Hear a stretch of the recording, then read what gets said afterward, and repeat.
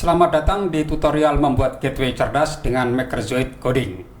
Step pertama, kita akan merangkai komponen bagian siku merah. Kemudian ini adalah siku hijau dan kita perlu pin untuk mengkaitkan antara siku merah dan siku hijau.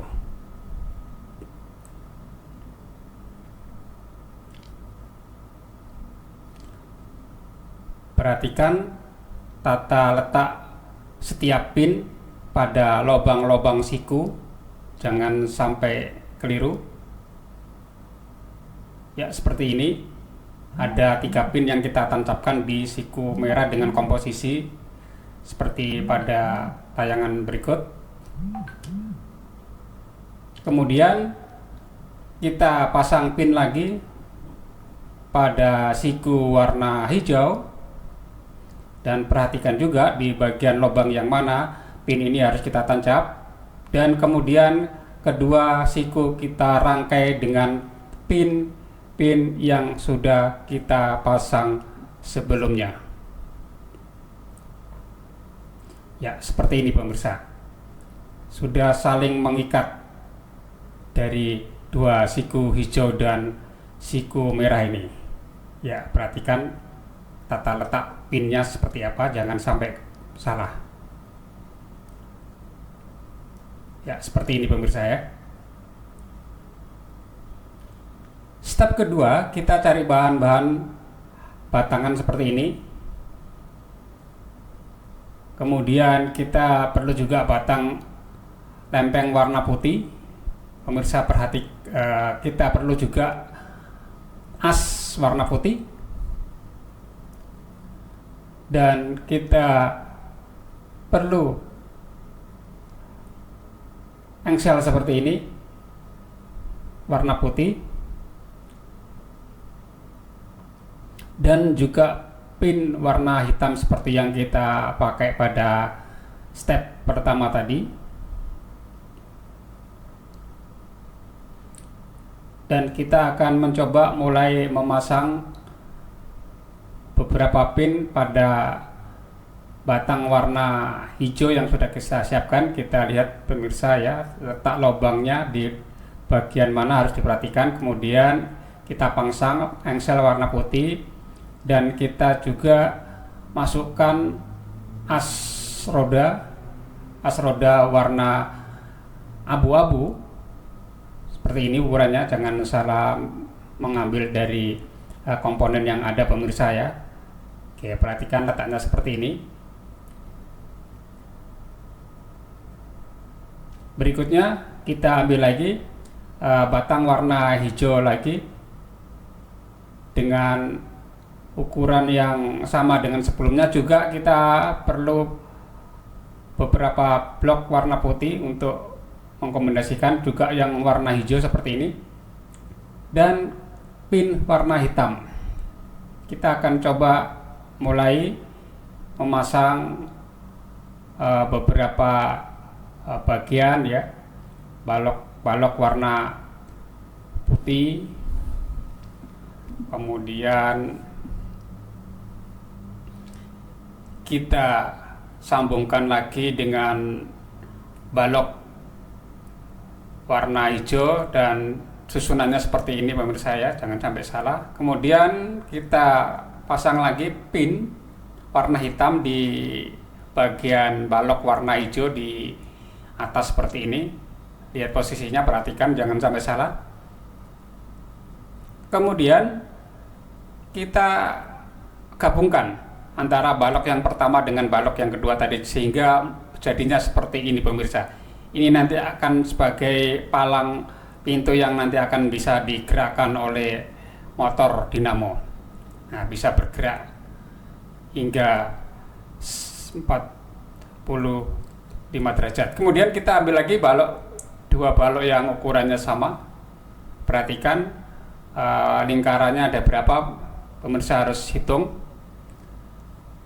Nah, balok yang barusan kita ambil, kita akan satukan dengan dua balok sebelumnya.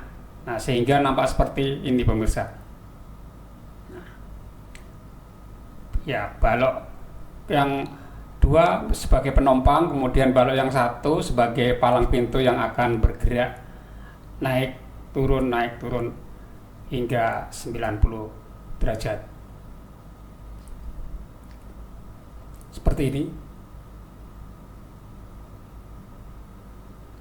Berikutnya kita ambil dinamo atau motor penggerak. Kemudian kita ambil as warna hitam dengan ukuran seperti ini, jangan sampai keliru. Kemudian ada blok lingkaran warna hijau seperti ini bentuknya, jangan sampai salah. Kemudian ada pin lagi warna hitam. Kita akan coba pasang di bagian-bagian balok. Kita pasang pinnya dulu.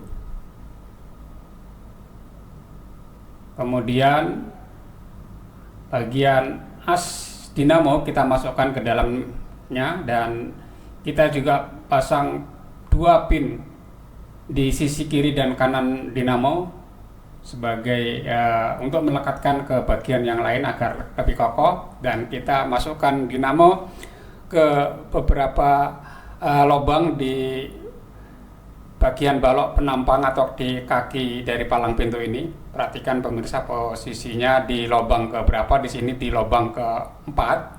Dinamo ini nanti kita masukkan. Kemudian kita ambil lagi as yang warna hitam.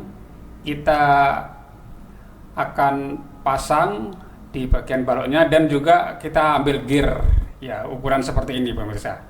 Jangan salah mengambil ukuran. Dan ada juga kita perlu gear yang agak lebar dengan 4 lubang. Dan kita juga perlu roda yang transparan warna hijau ini, 2 biji, yang nanti akan kita pasang dengan karet seperti ini sehingga dua-duanya bisa berputar. Oke, kita mulai memasang as yang warna hitam. Kemudian kita pasang juga gear kecil pada as yang baru saja kita pasang. Perhatikan di sebelah mana memasangnya, pemirsa, jangan sampai tertukar. Dan kita lanjutkan dengan pemasangan gear yang agak lebar. Nah, seperti ini nanti. Jadi antara gear kecil dan gear besar akan bersentuhan pemirsa ya. Kemudian kita akan pasang roda di sisi sebelahnya yang warna transparan. Kita pasang dua-duanya dan kita kaitkan dengan karet. Nah, ini roda ini nanti berfungsi untuk mentransfer putaran dinamo ke gear yang ada di sebelahnya sehingga bisa mengangkat. Kemudian kita perlu juga balok warna pink seperti ini, dan kembali bulatan pin warna hijau serta balok warna biru dengan ukuran seperti ini pemirsa, jangan salah mengambil. Dan kita coba pasang ke posisi seperti pada tampilan di layar, jangan sampai salah ya pemirsa ya. Oke. Kemudian kita pasangkan lagi pin lingkaran warna biru tadi, dan kita pasang bagian balok warna biru di bagian selitnya. Perhatikan posisinya seperti ini, jangan sampai salah. Kemudian di step berikutnya kita ambil balok lagi dengan ukuran yang berbeda. Lihat, perhatikan lingkarannya berapa lingkaran pemirsa ya. Jangan sampai salah mengambil. Lihat lubang-lubang ukurannya itu, di sini ukurannya dilihat berdasarkan berapa lubang, dan kita ambil 2 yang sama. Kemudian kita ambil lagi balok yang warna pink ini ya. Kemudian yang balok lagi kecil warna biru, dan balok persegi warna hitam. Dan di tahap ini juga kita akan memasang sensor jarak. Ya, kita akan pasang balok hitam untuk mengikat kedua balok yang ukurannya sama tadi. Kemudian kita tambahkan balok yang warna kuning ini, oke, bersusun, dan kita tambahkan lagi balok warna biru, dan selanjutnya kita pasangkan juga sensor. Tahap berikutnya kita akan coba memasang controller. Perhatikan posisi controllernya ke arah mana. Ya, pasangnya seperti pada tayangan berikut ini ya, di bawahnya di dinamo. Lihat jangan sampai tertukar antara depan dan belakang.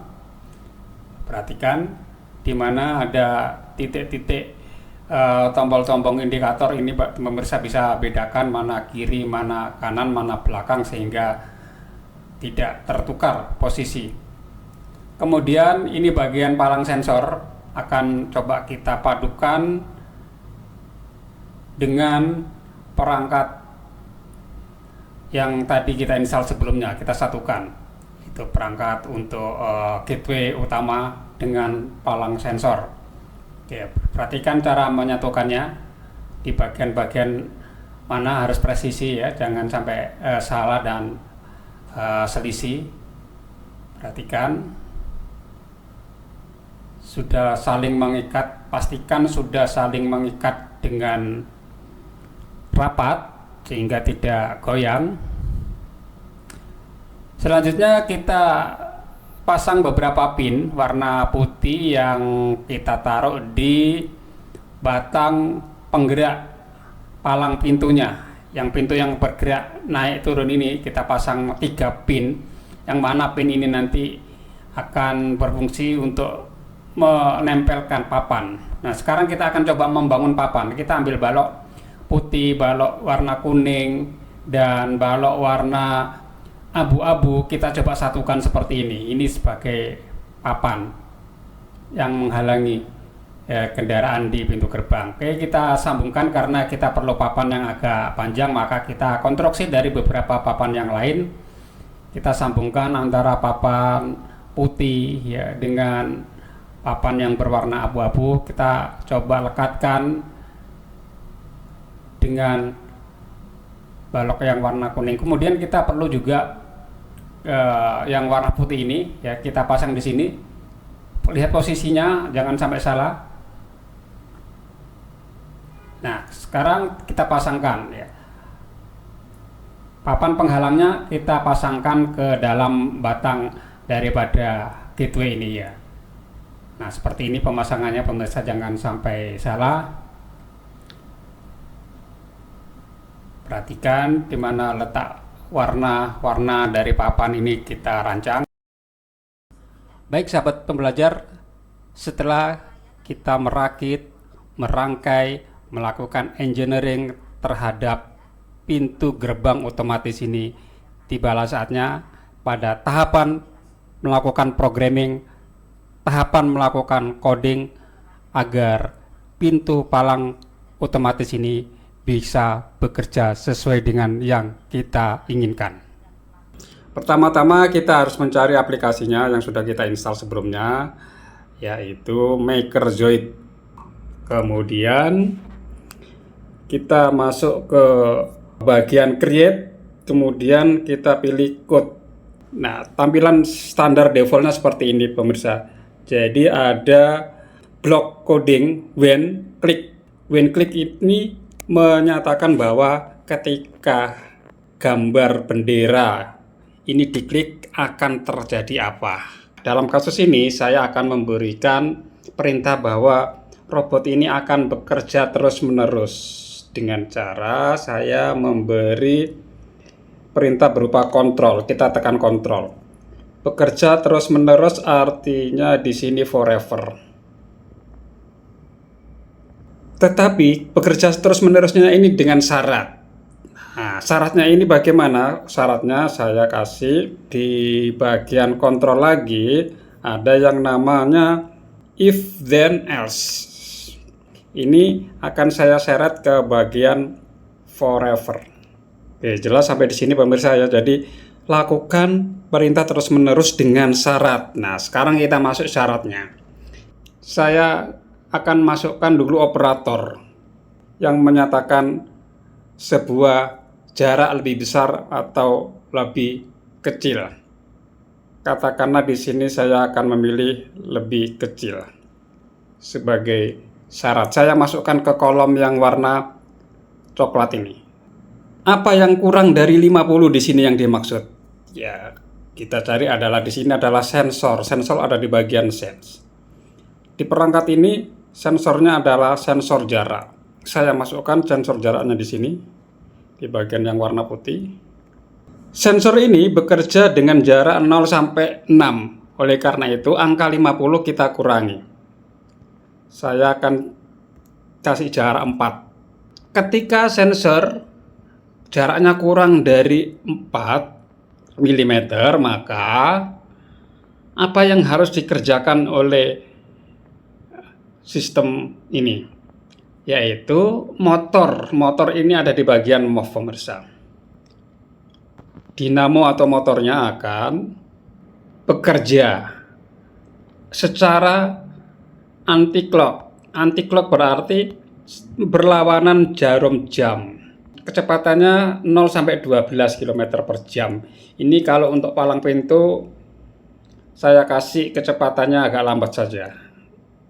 Oke, misalnya saya kasih 2. Kemudian kita harus memberi kesempatan kepada pengguna jalan untuk melewati, jangan langsung menutup. Oleh karena itu kita tambahkan perintah wait ya, supaya pejalan kaki lebih aman, maka pintu harus dibuka selama 3 detik setelah kendaraan melewati sensor. Jika kondisi tidak terpenuhi atau misalnya kendaraan yang melewati sensor ini hilang atau menjauh, apa yang harus dilakukan? Maka di sini motor penggeraknya akan bekerja lagi, ya, bekerja dengan directionnya clockwise, artinya searah dengan arah jarum jam. Saya juga beri kecepatannya rendah saja supaya lebih smooth kelihatannya. Saya ulangi lagi penjelasan dari kodeng ini. Ketika gambar bendera ini ditekan, maka kita perintahkan untuk alat mesin gateway otomatis ini bekerja dengan syarat, untuk bekerja terus-menerus dengan syarat jika jarak kendaraan atau benda kurang dari 4, maka motor pada dinamo yang terpasang ini akan memutar berlawanan dengan jarum jam dengan kecepatan 2 km per jam dan tunggu 3 detik setelah melintas kendaraan. Jika kondisi tidak terpenuhi, maka motor akan berputar searah jarum jam dengan kecepatan 2 km per jam. Selanjutnya, perangkat ini agar bisa berjalan, kita tekan tombol bendera. Setelah melakukan coding, langkah selanjutnya sahabat bisa mencari tombol power yang ada di controller. Tombol power ada di belakang. Tombol power menyala. Dan dari sisi handphone juga sahabat pembelajar juga mengaktifkan Bluetooth yang terkonek di sini. Nah, selanjutnya ketika Bluetooth sudah tersambung, maka sahabat pembelajar tinggal menekan gambar bendera ini. Proses penyambungan sedang berlangsung. Setelah itu kita bisa langsung eksekusi. Kita uji coba sekarang, pemirsa. Sahabat pembelajar, setelah proses coding selesai dan handphone kita sudah dihubungkan via Bluetooth dengan perangkat controller MakerZoid ini, tibalah saatnya kita uji coba.